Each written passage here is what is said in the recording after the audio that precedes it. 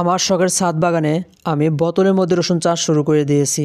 যা দেখে সত্যি আমি অবাক হয়ে গেছি যে আমি প্রথম ভেবেছিলাম যে হয়তো গাছগুলো বড় হবে না, কিন্তু আল্লাহর রহমতে দেখতে পারলাম যে 6 দিনের মধ্যে গাছগুলো অনেক বড় হয়ে গেছে। আসসালামু আলাইকুম, আশা করি সবাই ভালো আছেন। আলহামদুলিল্লাহ আমি অনেক ভালো আছি। তো আজকে আপনাদের মাধ্যমে নতুন একটা ভিডিও নিয়ে চলে আসলাম। তো আজকে ভিডিও হচ্ছে আমি বোতলের মধ্যে কীভাবে রসুন চাষ করেছি সেটা আপনাদেরকে দেখাতে যাচ্ছি। তো প্রথমে আপনারা বোতলটিকে সুন্দরভাবে ছিদ্র করে নেবেন। ছিদ্র করার পরে এটা মাটিতে ভরাট করে নেবেন। এরপরে আপনি রসুন সংগ্রহ করবেন। রসুন সংগ্রহ করার পরে রসুনগুলো ছাড়িয়ে নেবেন।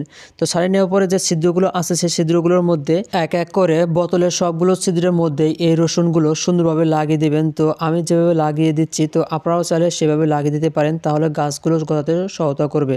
আমি এক এক করে বোতলের সবগুলো ছিদ্রের মাঝেই রসুন লাগিয়ে দিয়েছি এবং উপরে ফাঁকা জায়গার মধ্যেও কিছু রসুন লাগিয়ে দিয়েছি, যা দেখতে খুবই সুন্দর লাগছে।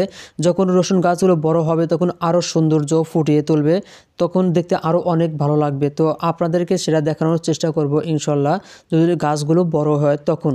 তো আপনাদের মাঝে আমি আবারও ফিরে আসলাম হচ্ছে দীর্ঘ 6 দিন পরে। তো দেখতে পাচ্ছেন 6 দিন পরে গাছগুলো কত বড় হয়ে গেছে। তো আমি প্রথমে ভাবছিলাম যে হয়তো গাছগুলো বেশি বড় হবে না বা এখানে হয়তো হবে না, কিন্তু আল্লাহর রহমতে গাছগুলো অনেক সুন্দরভাবে বেড়ে উঠেছে, যা দেখতে খুবই সুন্দর লাগতেছে। তো আপনাদের কাছে কেমন লেগেছে সেটা অবশ্যই কমেন্ট করে জানিয়ে দেবেন। তো এর পরবর্তী আপডেট ইনশাল্লাহ আপনাদেরকে দেওয়ার চেষ্টা করব। তো আপনার সাথে আবার দেখা হবে নতুন কোনো ভিডিও নিয়ে। সে সবাই ভালো থাকবেন, সুস্থ থাকবেন। আল্লাহ হাফেজ।